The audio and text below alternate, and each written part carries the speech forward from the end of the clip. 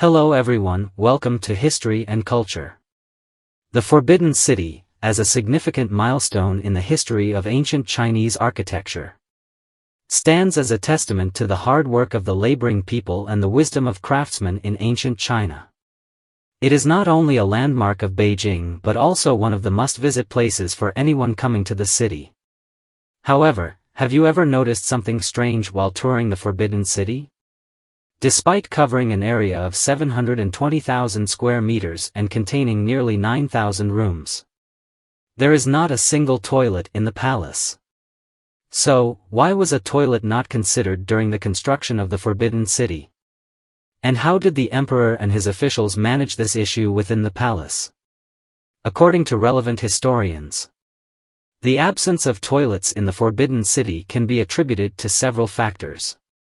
Initially, during the design phase of the palace, the craftsmen did consider placing toilets in some remote areas. However, after careful consideration, the emperor and the designers believed that toilets, as places for waste and filth, would not be appropriate in the grand and dignified imperial palace. Firstly, in ancient times, the life of monarchs and aristocrats was governed by strict rules and rituals.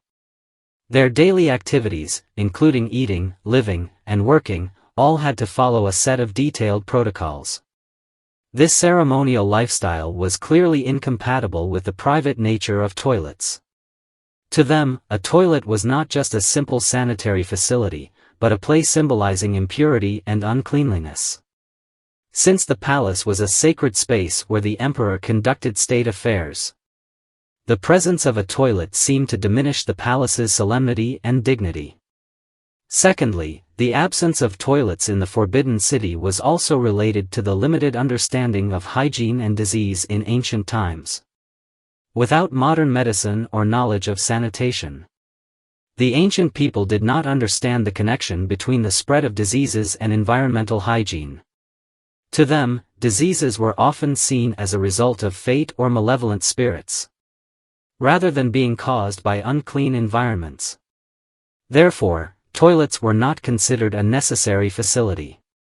Furthermore, due to the limitations in the building techniques and resources of the time, constructing toilets as basic infrastructure was not a priority, especially when the focus was on building grand and luxurious palaces.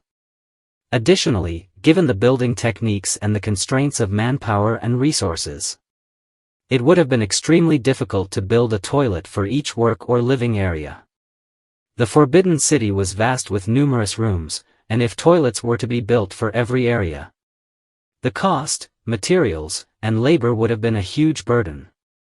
At that time, the technology was not advanced enough to prioritize building sanitation facilities.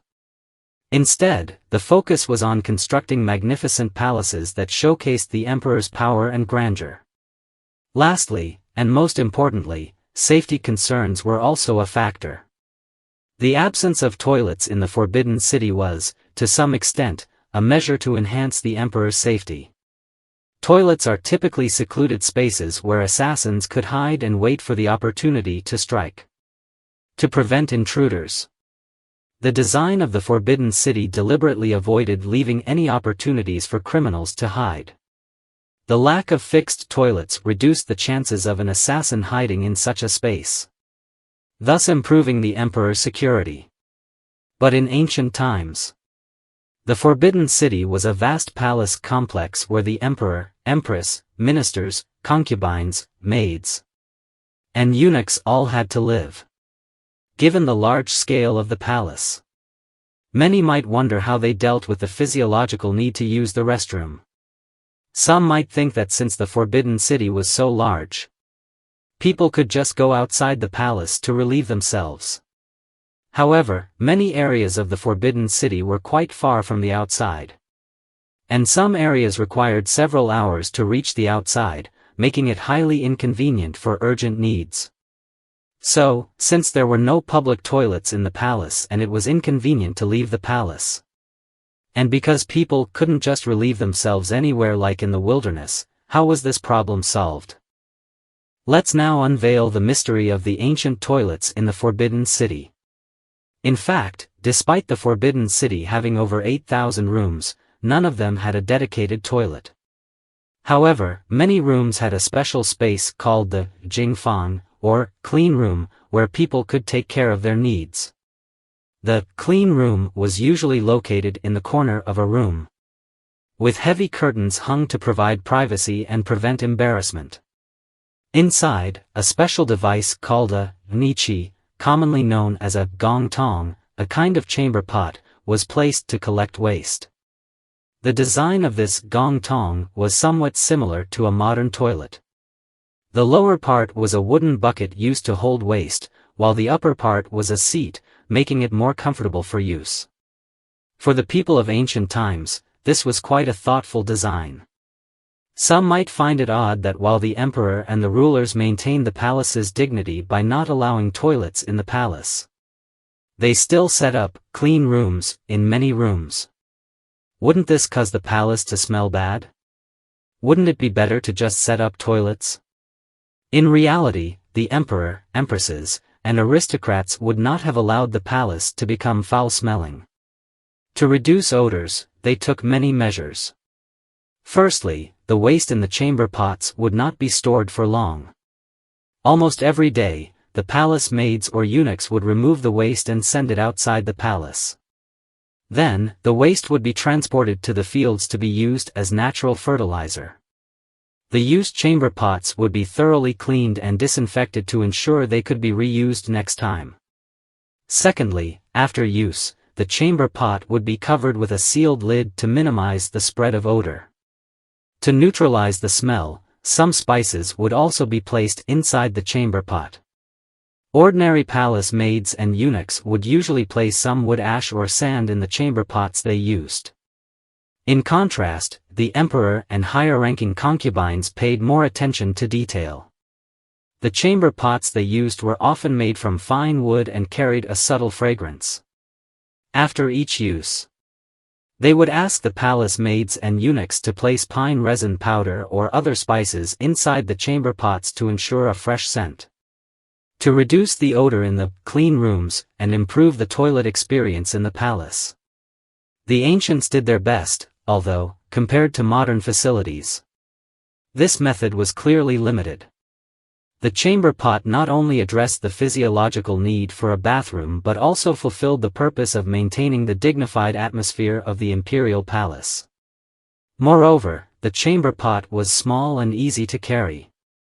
The emperor and concubines' chamber pots could even be carried by accompanying palace maids or eunuchs, and could be used anytime, even when traveling.